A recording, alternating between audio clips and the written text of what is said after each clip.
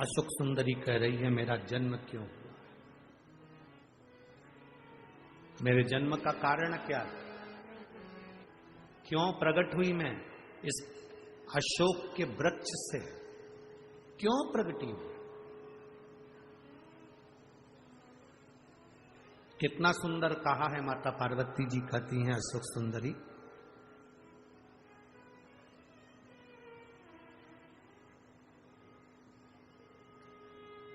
तेरे जन्म का केवल एक कारण, तेरे जन्म का केवल एक कारण,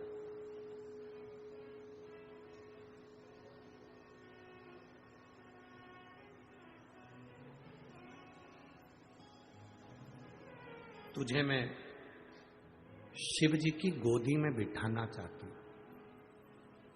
शिव जी की गोदी में? हां। क्यों? पूरा विश्व सुने ये कथा, आप भी अपनी जिंदगी में सुनना, यह पहली बार संवाद इस 40 गांव की कथा में ये निकला है।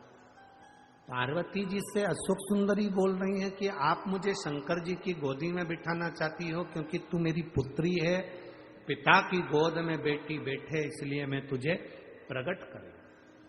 क्यों, किस लिए, क्या कारण? पार्वती जी ने कहा, सुन अशोक सुंदरी,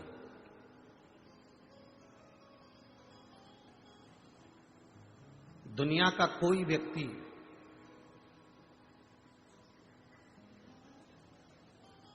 कई लोग ऐसे हैं कि जो काशी तक नहीं पहुंच सकते, दुनिया के कई लोग ऐसे हैं जो काशी तक नहीं पहुंच सकते।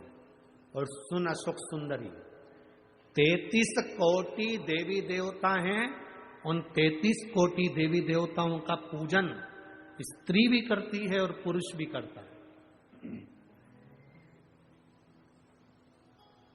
जो नारी करती है, जो पुरुष करता है, जो बेटी करती है, जो बेटा करता है, उसका कल्याण होता है, उसके परिवार का कल्याण होता है।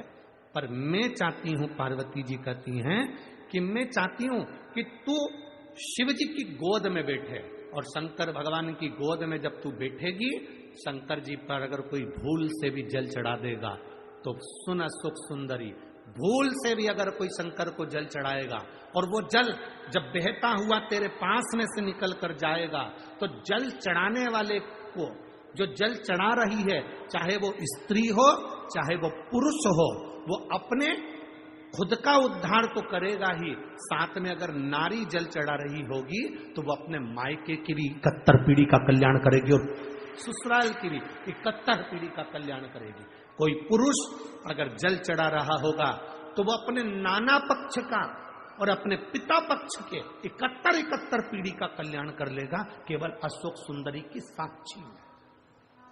अशोक सुंदरी को प्रकट करने का केवल छोटा सा लक्ष्य नहीं था कि अशोक सुंदरी भगवान की बेटी बन जाए और गोदी में बैठ जाए। उसका लक्ष्य क्या है? गणेश जी को जल चढ़ाओगे, केवल गणेश जी को मिला। नारायण जी को जल चढ़ाओगे, केवल नारायण जी को मिला। राम जी को जल चढ़ाया, केवल राम जी को मिला। कृष्ण जी को जल चढ़ाया, केवल कृष्ण को मिला। राधा जी को जल चढ़ाया, केवल राधा जी को मिला। देवताओं को जल चढ़ाया, केवल देवता को मिला। बृहस्पति को जल चढ़ाया तो बृहस्पति को मिला। नवग्रह को जल चढ़ाया तो नवग्रह को मिला।